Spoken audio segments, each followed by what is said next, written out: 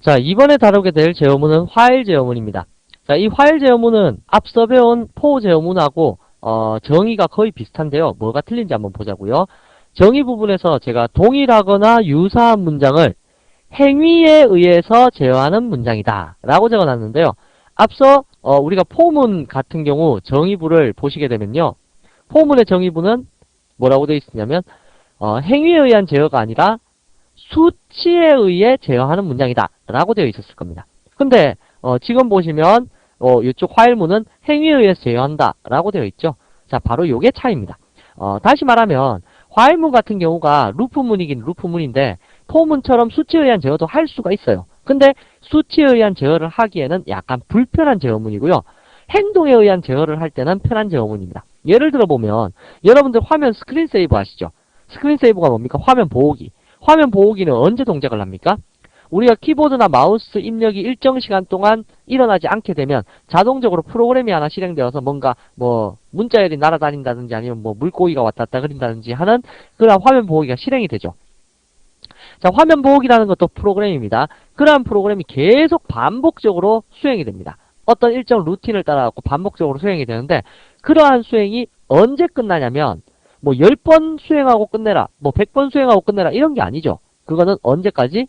그렇죠. 우리가 마우스에 클릭을 하든지 마우스를 움직이든지 아니면 키보드에 특정한 값을 입력하는 행위를 하기 전까지는 계속적으로 실행된다는 얘기입니다. 바로 그러한 행위에 의해서 제어가 되는 문장이 필요했었다. 루프문을 돌기는 도는데 행위에 의한 제어가 필요했었다. 라고 해서 나타난 제어문이 화일문입니다. 이러한 화일문의 형식은 화일이라는 글자를 적고 포문에서는 초기값이 있었고 조건문이 있었고 증감치가 있었죠. 근데 이 화일문은요. 조건문만 있으면 됩니다. true 내지는 false를 나타내는 조건문. 이 조건이 참을 나타내면 내용물을 반복 실행할 거고요.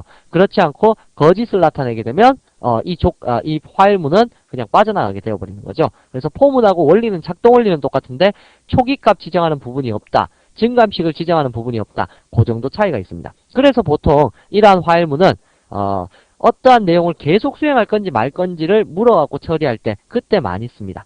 예를 들면 뭐 게임하다가 게임이 끝났을 때 다음 게임 계속 연결해서 계속 하시겠습니까? 뭐 이렇게 묻는 거 있죠. 그럴 때 화일문 많이 쓰니까 그 형식으로 처리를 할 거고요. 그래서 보통은 제가 논리조건문 옆에 true라고 적어놨죠. 그래서 true라고 많이 적습니다. true라고 적어놓으면 계속 수행해라 그 뜻이고 이 안에서 if문에 의해서 빠져나갈 수 있는 조건을 제공해주는 그러한 형태의 제어문이 화일문입니다.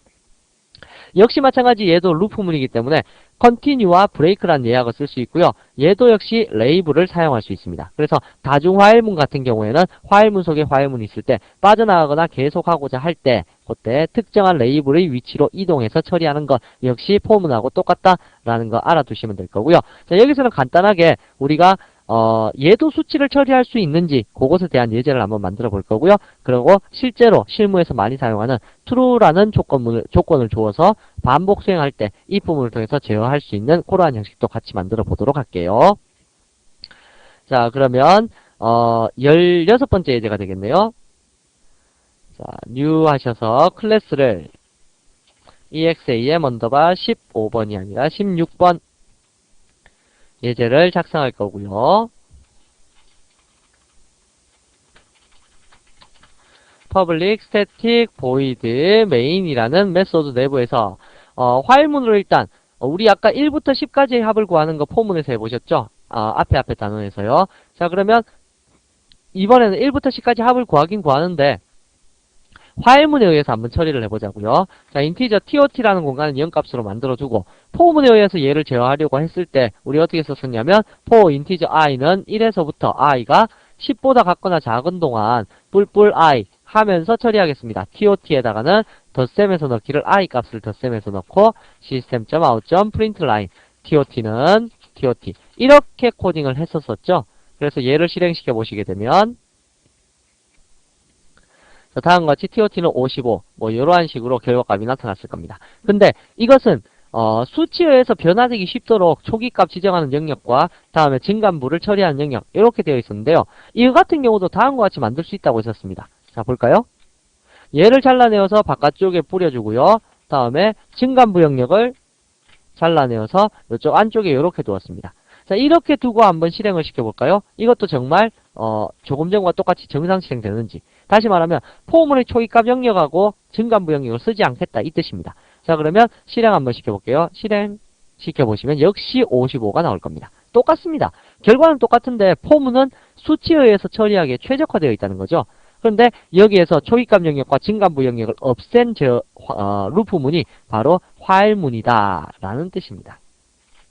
그래서 화일문에서는 포문하고 똑같이 수치에 대한 제어, 요거 실행 한번 시켜볼까요? 실행 시켜보시면 역시 55. 이렇게 결과값 똑같이 나옵니다. 그래서 이렇게 쓸 수는 있지만 불편하다 이거죠. 하나로 묶어서 관리하기가 힘들다 이겁니다. 그래서 여기에서는 어떤 조건문에 따라서 반복, 어떤 행위에 의한 반복을 처리할 때 화일문을 많이 사용하게 된다. 뭐 그런 뜻이죠. 그래서 17번째 예제로는 우리가 이것이 실제로 실무에서 어떠한 부분에서 쓰이는지 한번 예제로 만들어 볼게요. 자, 6번 방금 했었죠? 자, 17번 예제를 만들어서 처리를 하는데요. 여기 같은 경우에 우리가 문자 하나를 입력하면 아스키 코드 값을 출력을 시켜주고요. 문자와 아스키 코드 값 출력시켜주고 계속 또 문자를 물어볼 건지 그것을 반복 수행하는 예제를 처리해 보도록 할게요. 입출력이 관리되기 때문에 java.io 패키지가 필요하고요. public, static, void, main. 자, 이렇게 해서 버퍼더 리더도 하나 만들어 둘까요? 버퍼더 리더는 지금 만들 필요 없겠죠. 자, 그러면 여기에서 처리해 봅니다. 우선 무엇을 해볼 거냐면 system.out.print 문자 하나를 입력해 보십시오 라고 해서 캐릭터 ch에다가는 캐릭터로 형변환시킨 system.in.read를 만들어 두었습니다. 자, 이 문자 넣고 나서는 엔터키를 칠 테니까 엔터키 값을 처리해 볼까요? system.in.read 이러면 역/r 다음에 in.read, 역/n 두 가지가 처리될 거고요. 자, 요렇게 처리되는 문장을 한 번만 실행을 시켜보도록 할게요. 그럼 ASCII 코드 값으로 출력을 시킬 수 있다라고 했었죠. ch라는 문자는 ASCII 코드 값으로 ch다. 인티저로 형변환시키면 ASCII 코드 값이 됩니다. 자, 얘 한번 실행시켜 보자고요. 자, 실행을 시켜보시게 되면 문자는 하고 물었을 때 A라는 문자 넣고 엔터키를 치면 A 문자는 65다. 이렇게 나왔을 겁니다. 그래서 요 결과까지 출력이 되었네요. 근데 이거를 계속 반복해서 실행을 시키고 싶다고요. 그럴 때는 어떻게 해야 될까요? 그럴 때 언제까지 뭐 10번, 100번 뭐 이러한 숫자가 나온다라면 포문이겠지만 그렇지 않고 무조건 반복이다 라고 하면 화일문을 사용하게 됩니다. 화일문. 자, 화일문으로 true라고 지정을 해서 얘를 한번 실행시켜 보면요. 이게 끝나지 않고 계속 물어봅니다. 한번 실행시켜 볼까요?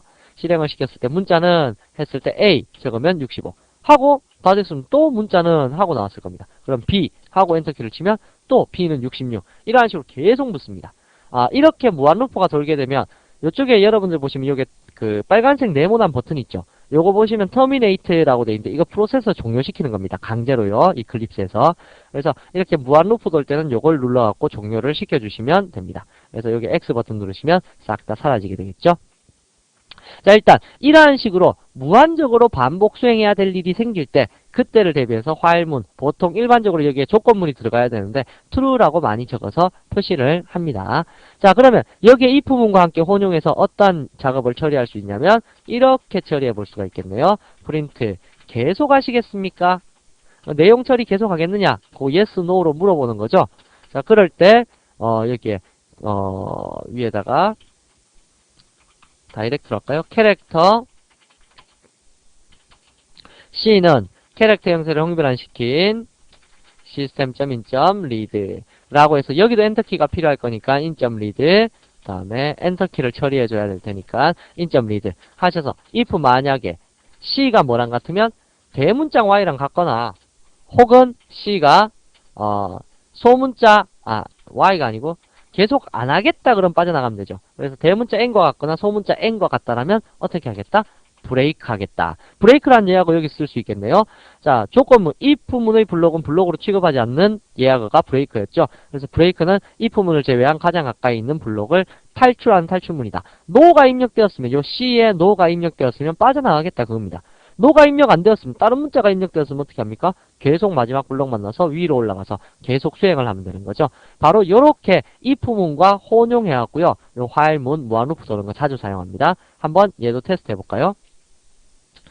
자, 얘를 실행시켜 보시게 되면 문자는 했을 때 A라고 적어주시면 될 거고 엔터키를 치면 계속하시겠습니까? 이렇게 묻죠. 그러면 나는 계속하겠다. Yes라고 누르고 엔터키를 치면 계속되는 겁니다. 그러면 B는 했을 때 나타날 거고요. 나 계속 안 할래. 대문자 N으로 넣어볼까요? N. 계속 안 할 거다.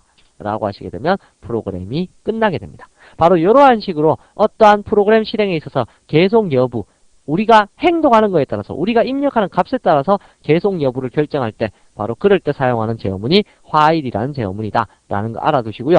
여기도 역시 마찬가지로 while문은 중첩에서 다중으로 쓰일 수 있고 그리고 레이블명도 역시 적을 수 있다는 거 알아두시기 바랍니다. 이 while문은 주로 이렇게 if문하고 연결해서 계속하겠느냐 말겠느냐 요거 처리할 때 이외에는 뭐 잘 사용되는 부분이 없습니다. 물론 스레드 돌릴 때는 무한루프 돌려야 되니까 그때는 요것도 쓸 거고요. 그래서 true라는 값이 많이 적혀 있다라는 거 알아두시기 바랍니다.